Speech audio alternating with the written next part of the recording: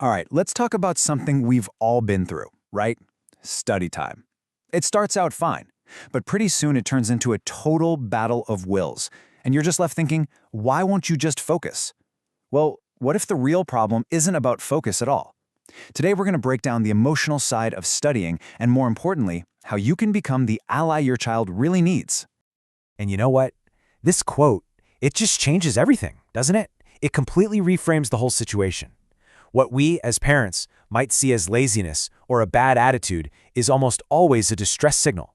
It means your child is emotionally flooded, and their brain, well, it just can't cope.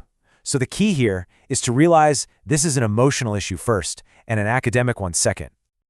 So what's really going on inside your child's brain when they start resisting homework? Let's get into the science of why their learning seems to just hit a total brick wall. Okay, this is the big idea right here. When a child feels anxious or frustrated or overwhelmed, their brain doesn't know the difference between a tough math problem and, say, a tiger in the room. It just senses a threat, hits the panic button, and floods their system with stress. At that point, willpower is completely off the table. So check this out. This slide shows you exactly what's happening. On the left, you've got learning mode. That's when things are calm, focused, logical. It's where we want them to be. But then, boom, stress hits and their brain flips into survival mode over on the right. Just look at the difference. Memory access? Gone. Logic? Out the window. This isn't them being difficult, it's pure biology. They literally can't remember what they knew 5 minutes ago. So what are the red flags? How do you know this is happening? Well, these behaviors right here are your clues. That sudden forgetfulness, yep.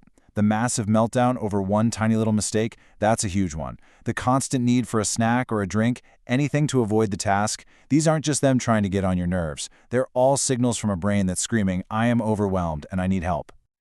Okay, so now that we get the why, let's get into the how, the good stuff. We're going to walk through 3 really powerful actions you can take, and we're starting with the absolute foundation of it all, connection and calm. Before you even glance at that worksheet, just take 30 seconds to connect with your child. Ask something simple like, hey, how are you feeling about this? That one little question can be enough to settle their nervous system. Then, and this is huge, check in with yourself. How are you feeling? Kids are like little emotional mirrors. They borrow our sense of calm long before they can create their own. Your calm is literally your most effective tool.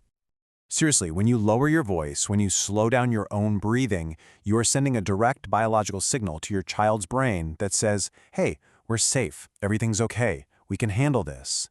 You're not just being nice, you're actively helping their brain shift out of survival mode and back into a place where learning can actually happen again.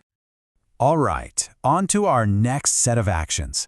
So once you've established that calm base, you can start using these incredible verbal tools to help your child find their footing again.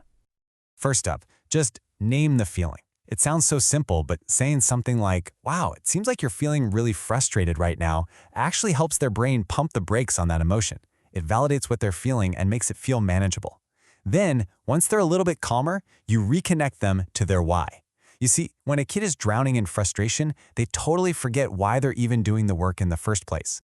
And a phrase like this, man, it can be a total lifeline. It yanks their focus away from the immediate struggle and plugs them back into the bigger picture. Maybe it's finishing a cool project, or maybe it's working toward a goal they have.